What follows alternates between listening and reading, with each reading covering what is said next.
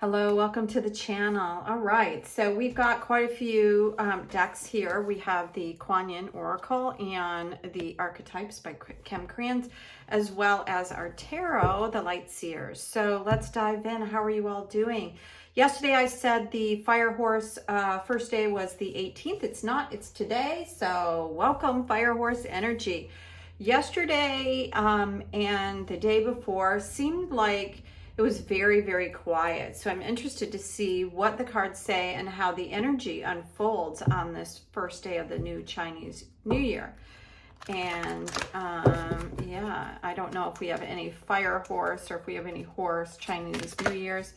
All right, oh, look at that. It says, hear the yellow tiger mother. So that feels like a fiery energy as well. Now it's more like solar plexus, which is all about the way that you feel about yourself, how you create, the expression of yourself, your inner light, so to speak.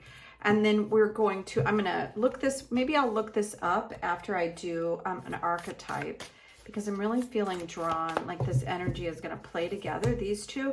It's also card number 13, which reduces to a 4, which could mean something, a stabilizing energy coming in. That's really what I think the solar plexus chakra energy is, because it's the upper part closest to the heart, and it brings in the two lower fiery chakras.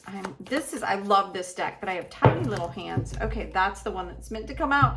And look at this, it really upset this star, right? On the star, I have some really cosmic, tiny little stones. These are the stones which are, very expensive, and I end up only getting little tiny slivers of them, including this diamond. So we're gonna take this ring.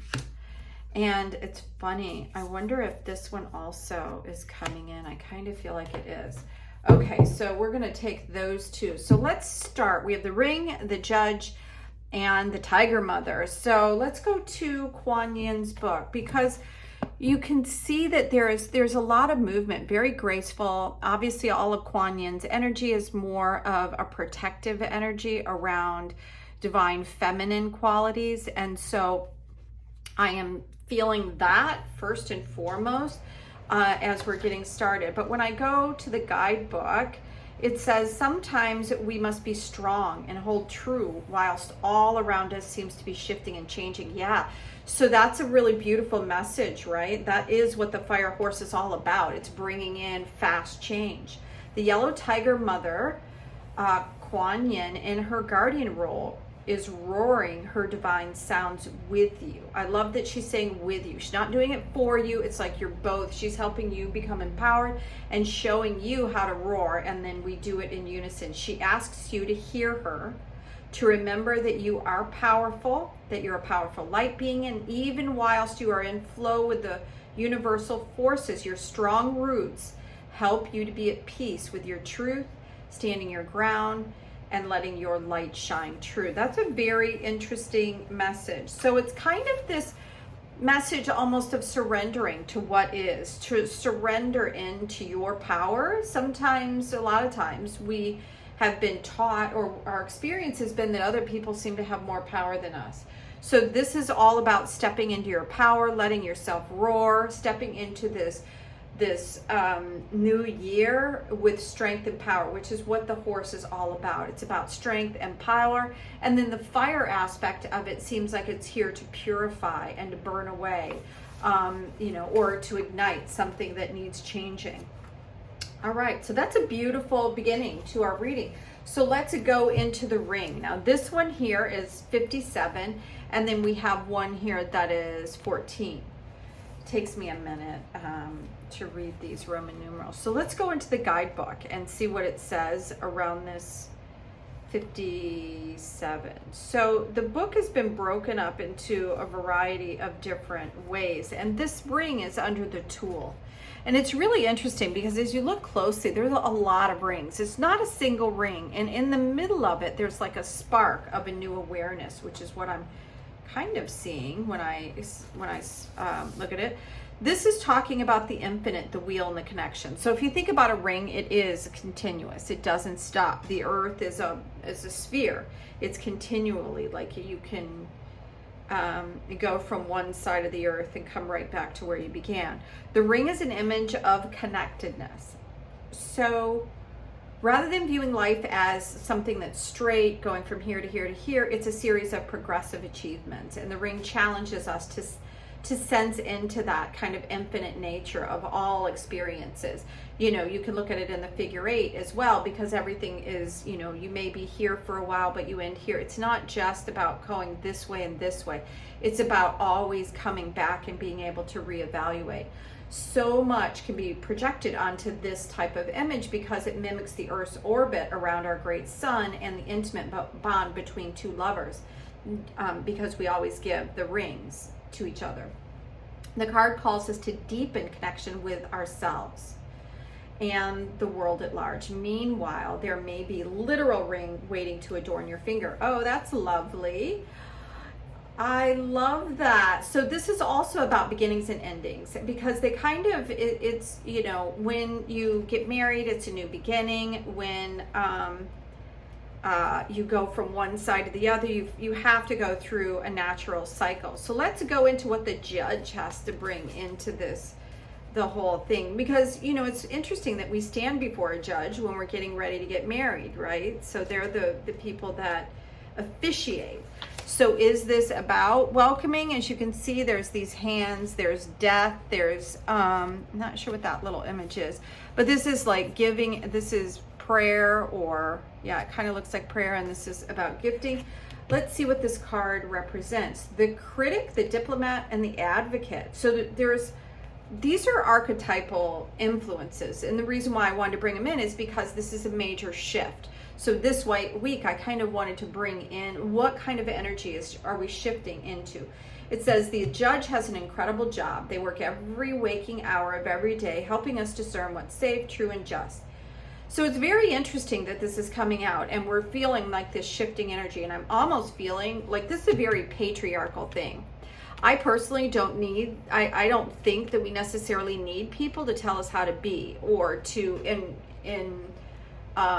insist that we follow certain systems. So let's see what else it has to say.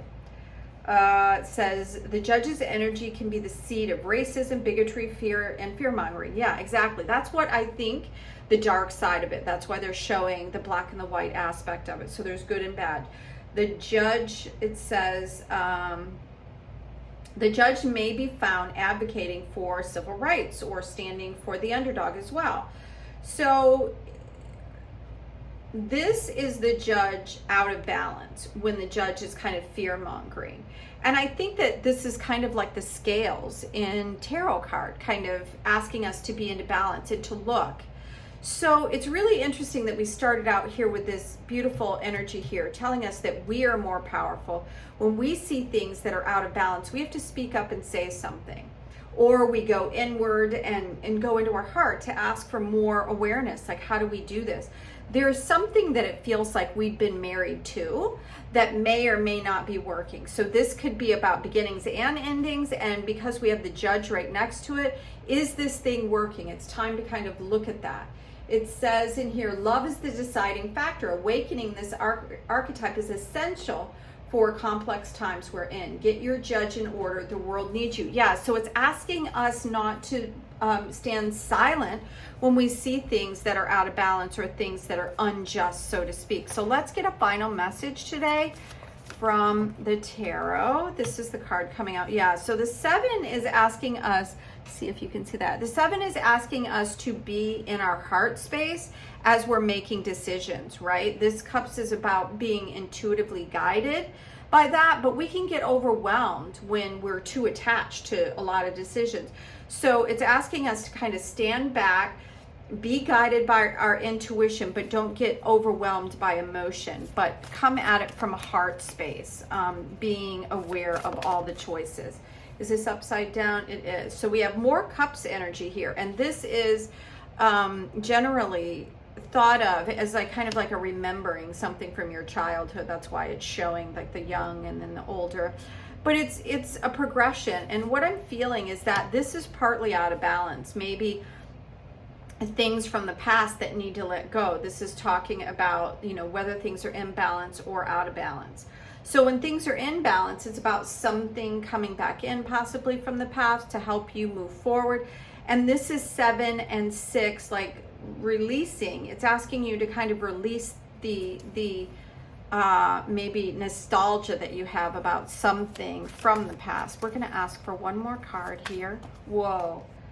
Look at that. Yeah. So the 2 like literally flew up probably, I don't know, 1.5 feet off the table. And it's saying that because this is stopping something new from coming in, because there's this is all about love. This is all about heart space energy. And isn't it interesting that this card talked about love? And at the center of uniting is a true bond of love. So, and then we have the 4 here around stability, like stepping into the power, knowing who you are, know your value, know your worth. Allow this this connection to be seen, the wholeness of whatever is trying to happen here, without getting too out of balance. Because these decisions right here are, I think, are really, really important right now. This is talking about like the infinite ability for connection. So we're looking at connection here and what's in balance and what's out of balance, and to make sure that you are standing on solid ground. That's why I think the tiger came in first. Be powerful. Be aware of what's coming and going. And in the middle of this, because cycles are going around, everything is infinite. Everything matters. Where your energy goes to really matters. And then, of course, we have 762, which is a progression down into something that feels more connected. That's what I'm feeling, is that through this, sometimes confusion because we have way too many choices, make sure that you step in, take a step back, lean into your heart space so you get a good idea as to how you feel about whatever it is that's going on. Stop if you're, you know, romanticizing about things from the past.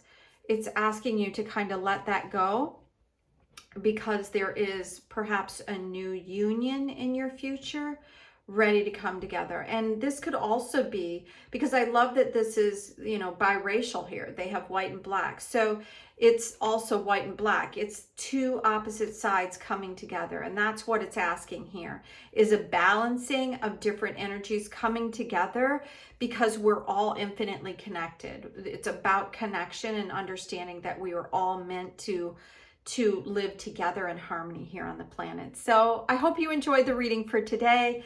If you have any questions or any comments, I'd love to hear from you. I reply to everything that comes in. And if you are new, subscribe, because it does matter. There's an algorithm there, and I'm still a very small channel. So thanks again for being here. Have a beautiful day. Bye now.